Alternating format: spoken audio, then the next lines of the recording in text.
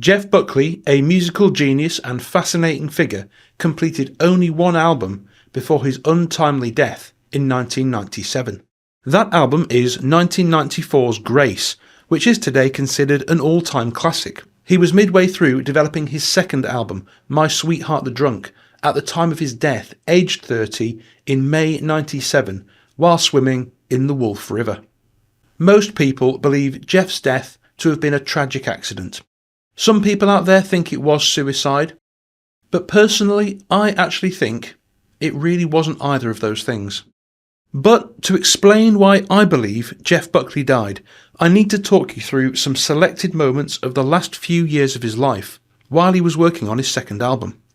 I'm going to attempt to build up a picture from a wide selection of sources, including Jeff's own writings, and then I'm going to expose what I believe to be the true reason that Jeff Buckley died. And so, with that said, let's turn the clock back to the mid-1990s. When Grace came out in August 1994, Jeff and his band went out on tour to promote it. But it became evident out on the road that Jeff really was quite a temperamental person in many ways. He was prone to wild mood swings and strange behaviour. Jeff's manager, Dave Laurie, says, "There were 2 nights booked at the Green Mill in Chicago, and on the first night, Jeff just lost his shit. For the first time in memory, he went on stage roaring drunk, wasted on tequila. He was also frantically chewing gum. Songs stopped halfway when he forgot a lyric or heard a bum note, and he'd tell the band to stop and start the song all over again. He would blah blah blah his way through verses, he broke strings, and he fucked up in every possible way, all the while explaining to the impatient crowd, 'I am drunk, okay? I'm so sorry, I suck so bad.' It was a train wreck." As 1994 progressed, his erratic behaviour apparently also surfaced on other occasions as well. There were reports of Jeff dabbling in heroin while on tour. French journalist Julien Wautier interviewed him and remembered that he was totally high, like a zombie. It was a complete waste of time interviewing him. By the autumn of 1995, Jeff's record company, Sony, were clamouring to get the ball rolling on his second album. A meeting was set up for Jeff to have a conversation with the bigwigs at Sony about what was coming next and to lay down some plans. But Jeff's manager also reports that the relationship between Jeff and Sony was becoming strained and made even worse by Jeff's continued drug use. Manager Dave Laurie says, "At the appointed hour, I went to the office and we waited for Jeff to show. An hour went by and there was no sign of him. Eventually, both Sony execs left, but I decided I may as well wait and just see what Jeff's excuse is. Jeff finally showed up 3 hours after the meeting had been due to start. I looked at him and knew immediately that he was on smack. It was so obvious. I was really pissed off. This was a whole new level of disrespect. He'd been snorting heroin. This was a real kick in the pants." Now, up until recently, we only had access to the various biographies to really know what was going on with Jeff Buckley in his last years. But in 2019, a book was released by his estate called Jeff Buckley, His Own Voice, and this contains insights into what was going on the inside for Jeff. This was a publication of Jeff's personal private journals that were probably never intended for any eyes other than his own. These were his diaries which he used to process whatever he was thinking about and dealing with at the time. He would also draft lyrics in them, as well as sketch out ideas for songs, sometimes use them to let off steam, and other times make some really dark reflections on their pages. Throughout this video, we are going to look at some of those private thoughts, because as he drew closer to the date of his death in May 1997, it became clear that something was really wrong. He wasn't really himself anymore, and I believe that particularly in the last few months, he was seriously unwell and became more and more preoccupied with the idea of dying. To me at least, it all seems to start on this journal entry. He wrote a very interesting analysis of his father, Tim Buckley, and in it he says this: "He would be deified by his death, and I would be trivialised by the work he did, and the rabid expectation for me to live or die by it." Jeff seemingly saw that his father's early death had turned him into a kind of musical legend. It had deified him. It had turned him into a god. And from that point on in the journals, for whatever reason, Jeff starts talking about death and suicide a lot. Following his meeting with Sony, Jeff and his band went to rehearse in a house in Sag Harbor in New York in November 1995. The plan was to spend the whole winter there and hopefully write some great songs. They brought in a friend, Eric Adel, to sit in on drums. Eric turned up and noticed the air in the house was heavy with pot smoke and incense. Sometime in January, Sony producer Steve Berkowitz invited himself up to hear the work in progress. By this point, Jeff and the band had been out there for a full 3 months, and by all accounts, all they'd done was huge long extended jams. And by February 1996, they had literally burned through the entire pre-production budget. There was nothing left. At this point, the band did a 1-month tour of Australia called the Hard Luck Tour, and this marked a kind of turning point for Jeff and his mental health. In March 1996, when they returned to the US, he was now on a downhill slide, and again, drugs were implicated. On his return to America, many friends commented on a subtle and disturbing change in Jeff. He was a deeper, richer, more used up and mutated self than the boy who had arrived in this city some 6 years ago. His look now took on a grungy, eccentric air.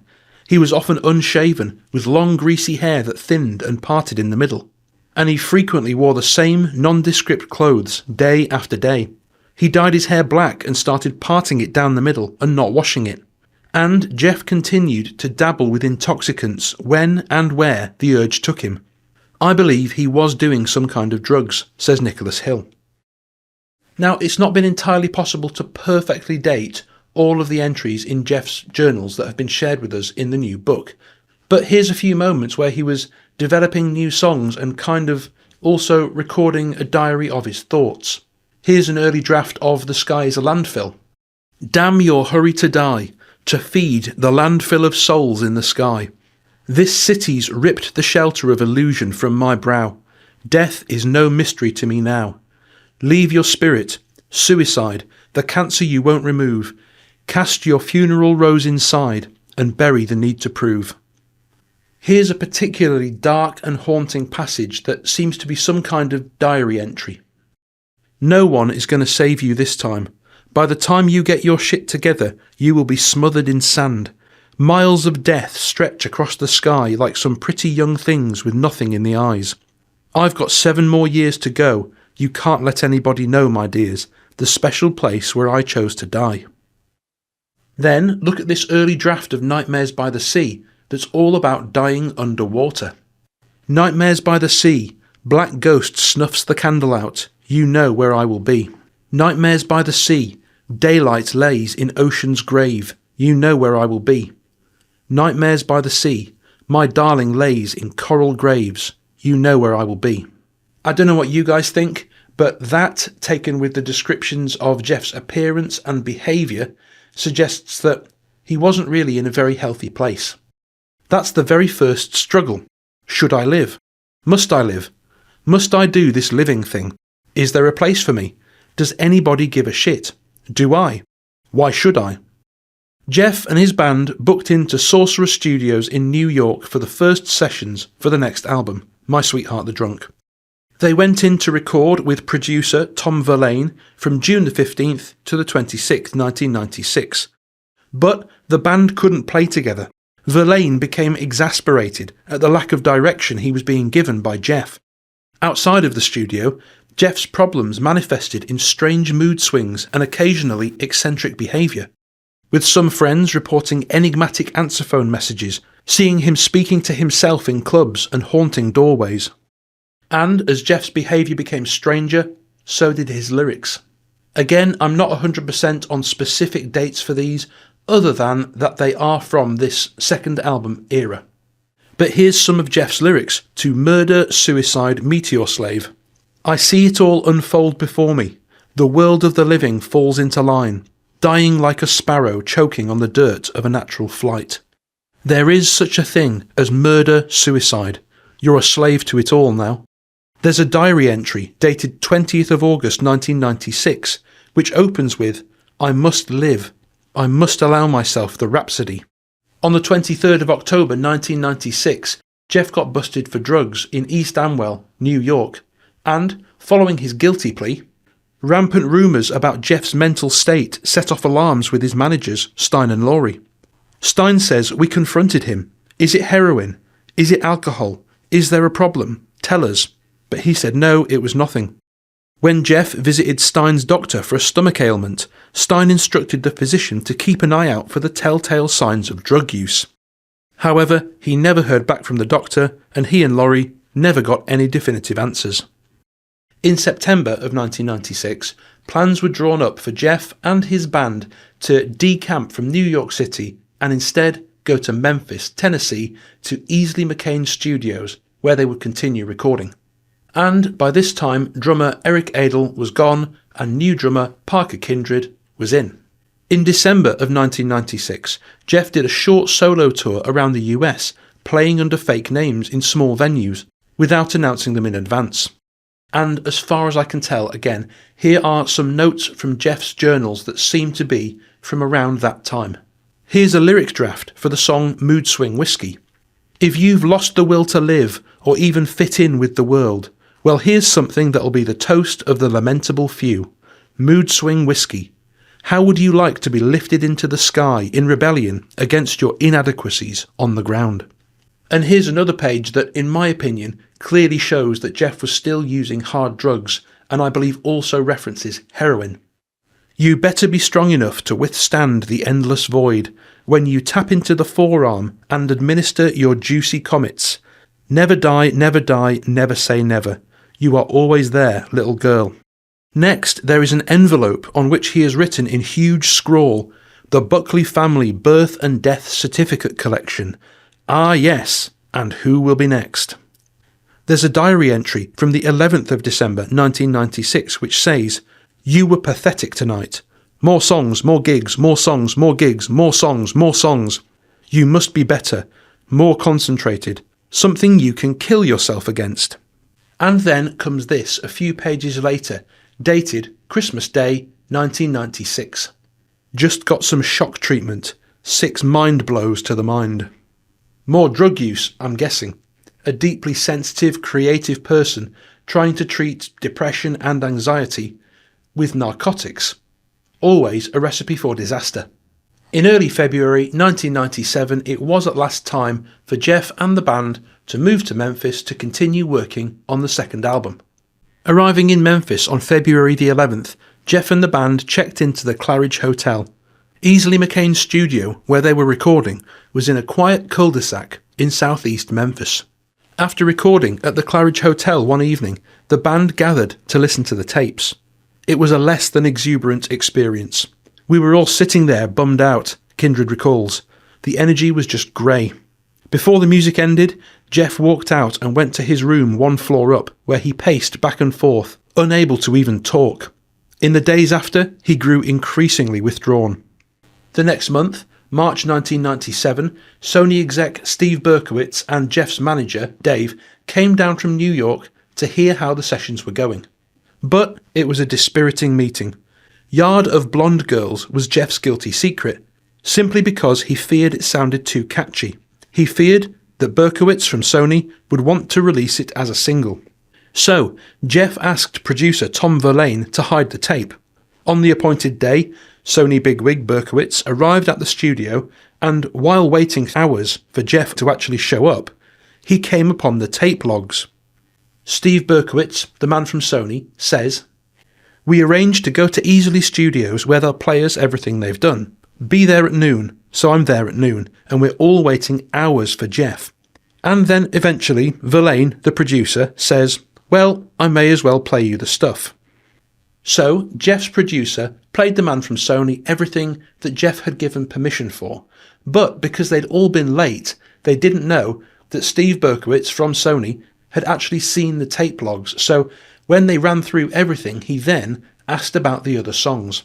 He specifically asked Tom Verlaine, the producer, to play him Yard of Blonde Girls, the song that Jeff didn't want heard. Tom Verlaine was Sony's employee. He had no choice, so he put the song on. And just at that moment, in walked Jeff. Steve Berkowitz says, "So we're listening, and Jeff walks in and he's kind of pissed off, in an emotional state. He's furious at me. But I'm the A&R guy. They're playing me the tapes. That's what I'm supposed to be here for. It's not my fault you're 4 hours late for a session. Jeff is very emotional, so I put my arm around him and say, let's go for a walk. And we go for a walk and there's lots of tears, and I say, you're not ready. The songs aren't done yet. You're rushing faster than you want to go. Let's not do that. So, Sony shut the sessions down. They sent the band back to New York, but Jeff elected to stay in Memphis. And at this point, the story takes its final and probably darkest turn. It was in those final 3 months, March, April and May 1997, the last of his life, where Jeff had decided to stay in Memphis, that he recorded the 4-track demos that became Disc 2 of Sketches for My Sweetheart the Drunk. Jeff had made up his mind he was going to stay in Memphis to finish his writing. A little house at 91 North Rembert Street. In the South they call it a shotgun shack, a house so compact that one can, if so inclined, open the front and back doors and discharge a blast straight through and into the backyard. Jeff moved in so fast on a weekend in late March that he had no electricity or heat the first night. He didn't seem to mind, nor did he seem initially concerned by the lack of furniture. When Jeff's friends found out about his accommodations, particularly that he didn't have a mattress, some grew concerned. It seemed further proof that Jeff didn't quite know how to nurture and replenish himself. One visiting friend found the refrigerator stocked with only milk, cereal and orange juice. And it was in this final phase of Jeff's life that his already somewhat peculiar behaviour began to go rapidly downhill. The house was just a few streets away from the Memphis Zoo, which became a regular haunt for Jeff. A friend, Tammy, recalls him becoming fixated on the butterfly house. He thought it wasn't being kept properly, so he insisted on applying for the job of butterfly keeper. Jeff took a shower, got all spruced up, put on his vintage suit, and went in to put in an application. Amanda Lyle would come by to visit, and she'd find Buckley lying face down in the overgrown lawn, saying he hid in the grass in his yard and no one would see him for days. I know he was talking about getting his affairs in order, to the point where he could handle them himself. He was schizophrenic, in a good way. Manager Dave Laurie says some strange stuff was starting to occur. Jeff had just been for his interview at the Butterfly House, which was weird in itself, but now he was starting to fixate on a rusting car hulk with no wheels that he'd seen next to a local garage. He kept asking to buy it. The garage owner told him repeatedly it wasn't for sale, but Jeff didn't seem to hear him. One evening a friend came back to the house at midnight to find Jeff lying in a cold bath, so absorbed in writing his journal that he'd chewed through his pen and red ink was trickling down his chin into the bathwater like blood. Sony exec Steve Berkowitz says he lived in this empty wooden house. I went 3 times, but I didn't stay at his house. As soon as I saw the fleas jumping around, I knew I wasn't going to stay there. So, Jeff was living in a tiny house jumping with fleas. For a while he had no mattress until his friends stepped in. He didn't have food in the fridge. He was trying to become the butterfly keeper at the local zoo and vanishing for extended periods, lying face down in the long grass in his yard. Not good. And during this time he also picked up playing live again, but at these gigs the strange behaviour continued. Jeff started to go regularly to a bar, Barristers, to play solo, and he booked himself in for Mondays, their quietest night of the week. He'd show up and sing whatever took his fancy. Buckley's chance of maintaining some sort of anonymity with his Barristers residency soon started to fade, however. Word began to spread online, and the Uber fans began to roll up to the venue. Within 2 or 3 months, the place was full, and suddenly he'd have to deal with those requests, like, play Hallelujah. It was as though his secret place had been discovered, and his cover was blown. According to Gail Kellerman, a fan in the Barristers audience one night, Jeff delivered an aggressive performance. His attitude was real sneering, she recalls. He seemed to be stabbing his guitar strings harder than ever. Buckley shocked the crowd when he walked on stage and announced, "Dead, dead, dead, dead, dead. He's fucking dead. The guy from Brainiac is fucking dead." He was clearly in an unusual mood, fluctuating between anger and overwhelming largesse. He even bought red wine for the entire bar. "Is that how you like your rock heroes? Dead?" he demanded at one point. As he stood at the club's jukebox after the show, Kellerman remarked that Jeff hadn't played 2 songs she had requested. In response, Jeff screamed at her for 10 minutes. Things like, "This is my private life," or "I'm not on TV, I'm a person." Everyone in Barristers watched silently.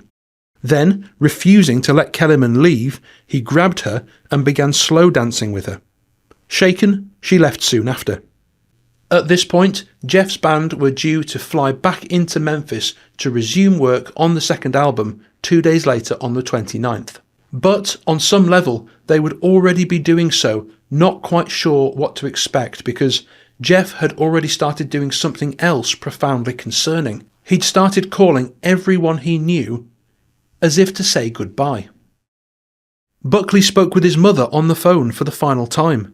She felt that he was upbeat about the future. Michael Ty sensed this too when they spoke around this time. Yet for every upbeat conversation Buckley had with his band or his mother, there was any number of unsettling reports. Jeff called drummer Parker Kindred on the 25th of May to see what he thought of the latest demos. Mid-conversation, as the drummer put across his thoughts, Jeff cut him off abruptly and said, "I love you, man," before hanging up. At 5 a.m. New York time on Wednesday, May the 28th, Eric Adel, Jeff's one-time drummer, was awakened by the phone. "Hey, it's Jeff," he heard a quiet voice say. "I've been thinking about you and wanted to see if you were doing well, and to say I love you." Adel was just one of many friends from throughout Jeff's life who received out-of-the-blue phone calls that week. Most were people Jeff had barely seen or spoken to in years. There was his old pal Tom Glark, who recalls Jeff as very laid-back but very dark. He told Glark about the album sessions, invited him down to Memphis, then withdrew the invitation, then invited him again. John Humphrey, his pal from LA, also had an unnerving conversation with Buckley during which he frequently mentioned Satan. From Jeff's slurred speech, Humphrey wondered if his friend was high or drinking. But Jeff called back an hour later, sounding more in control, and asking for phone numbers of other friends. Jeff had spent a long time on the phone in the past couple of weeks.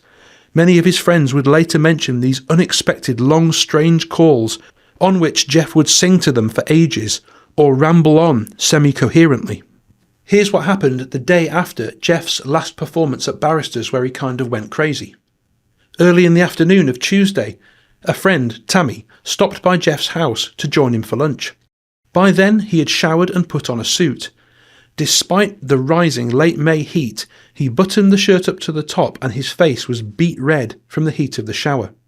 Together, they sat for several hours, Jeff talking non-stop in what Tammy could only describe as symbolic code language.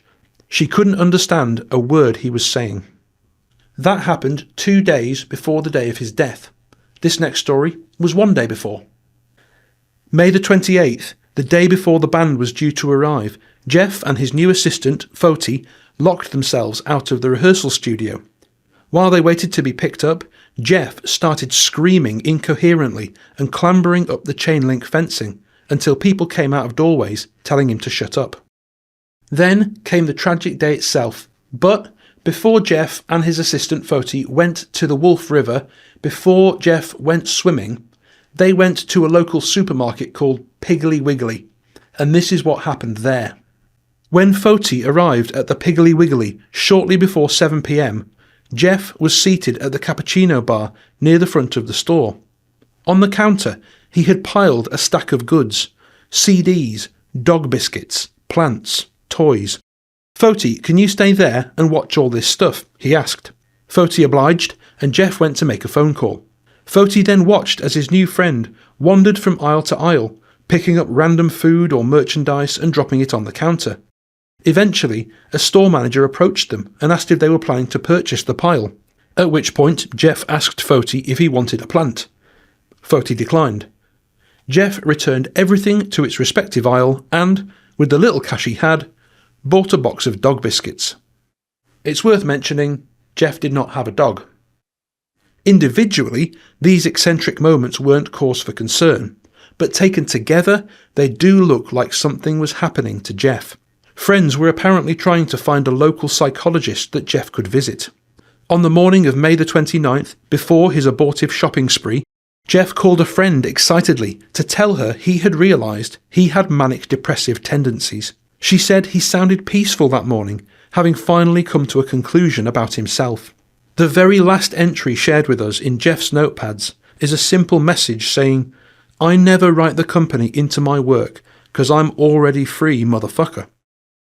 But you can also see what he wrote on the other side of the page, which is not shared in the book, by just reversing the image. And on that other page it says, "My mind was born broken. Glass it shakes in my head. 1,000 colours it reflects. All but one shade of red." And most people know the story from here. As the band were on their way from New York, Jeff Buckley went swimming in the Wolf River, fully clothed, wearing boots. He disappeared from view between two boats, vanished below the surface, and was never seen living again. As the news hit the wires, those close to Buckley began to reassess his recent behaviour and his occasional recklessness. Bass player Mick said, "I don't think he committed suicide, but what he did was suicidal." So, why did Jeff Buckley die? Even though we know from his journals that his thoughts were seemingly full of death and suicide, I don't think we can actually say this was suicide. And I also don't think that we can just say this was an accident pure and simple. Not really. Because at the time, Jeff was plainly 100% mentally ill. In my opinion, Jeff Buckley did not die because of an accident. He didn't die because of suicide. Jeff Buckley died because of neglect. He was living in a house jumping with fleas. There was a point at which he didn't even have a mattress to sleep on. He didn't have food in the fridge. He was spending bizarre amounts of time hiding face down in the long grass in his garden.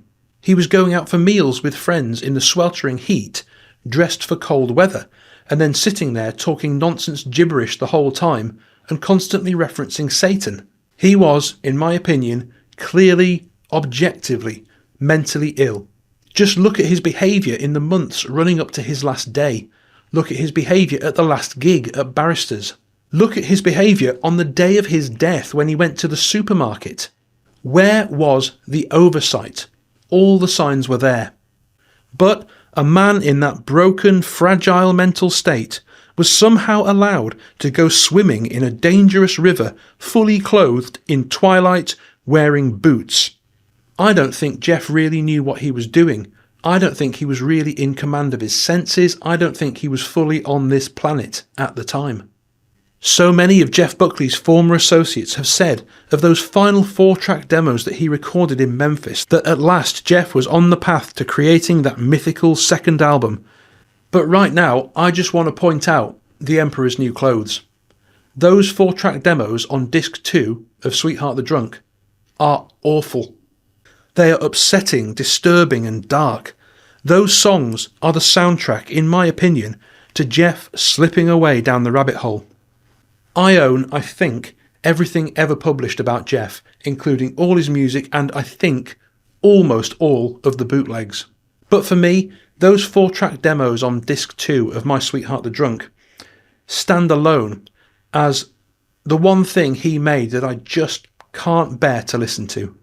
There's this unspoken acceptance that somehow it's okay if you are a young, beautiful, talented, brilliant musician to act in ways that for anyone else would be labelled as signs of mental illness.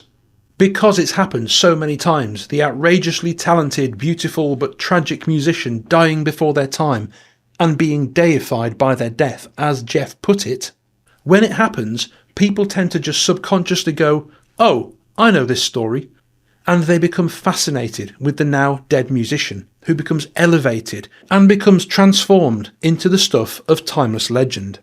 Why does that happen? Who stands to benefit?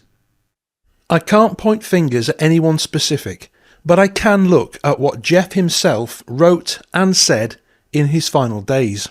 And as it happens, he did consider himself to have a kind of enemy. Jeff himself did point the finger specifically, and it was at his record company. It was at Sony. Now bear in mind, Jeff was losing money. He was in debt to them. He hadn't paid off his bills yet. So let's look at two possible ways things could have gone for Jeff. Scenario 1. Jeff gets the help he needs. He spends a couple of years on sabbatical, in rehabilitation, coming back to the world, learning to manage his mind, but he also loses all of his momentum with his music career, and when he comes back to it, now older, no longer quite as beautiful, he has to start over. Or scenario number 2. Jeff spirals out of control, dies young with all that unfulfilled promise, is deified, and becomes an endless source of fascination to future generations. It's the second scenario that benefits the record label the most, isn't it? The record label actually stands to make more from one of their artists going down the tragic, doomed poet path because it creates a story that enables them to sell more product. If Sony had helped Jeff get sorted out, they stood to lose money, but they stood to gain a lot from him becoming the subject of his own mythology. History has shown in those circumstances the public become fascinated with the dead artist, and the company shifts loads of records. And here's another thing to consider. As a result of his unusual kind of left field mental state, Jeff Buckley had created grace. He created music that Sony was proud of and knew it could hopefully in future really capitalise on. So they also stood to gain from keeping him in that state because while he might not be happy in it, he might create more great music while in it that they could then sell. And while I can't point specific fingers at specific people, I can nevertheless say it's my firm belief that somewhere up the chain of command, that is a factor in these decisions being made. That is a factor in why record labels tend to just let their artists go on these mad downward spirals in a way that would not be tolerated in any other industry. In his journals, Jeff wrote constantly about Sony in a negative light and how he became convinced that they were actually out to get him. Was this delusional raving of a man losing his mind, or was there actually a ring of truth to this? The Sony exec found Jeff living in a house bouncing with fleas and didn't move him out of there. We have literal eyewitness accounts on the day of his death that Jeff wasn't in his right mind. But far better to sweep those facts under the rug, romanticise the whole thing as some innocent, almost unreal fairy tale tragedy, and thereby avoid the difficult questions about why no one got him any help. The death of Jeff Buckley, in my opinion, wasn't an accident, it wasn't suicide, it was the result of neglect. If you haven't listened to disc 1 of Sketches for My Sweetheart the Drunk, I highly recommend that you do. It is a challenging listen at first, but once that album clicks, it really is incredibly rewarding. There's been many times I've listened through that album and just gone, do you know what? Today at least, I think this is better than Grace. We'll never know what else Jeff Buckley might have created had things been otherwise. But for the music we do have, for the art he did create, I for one am always going to be thankful.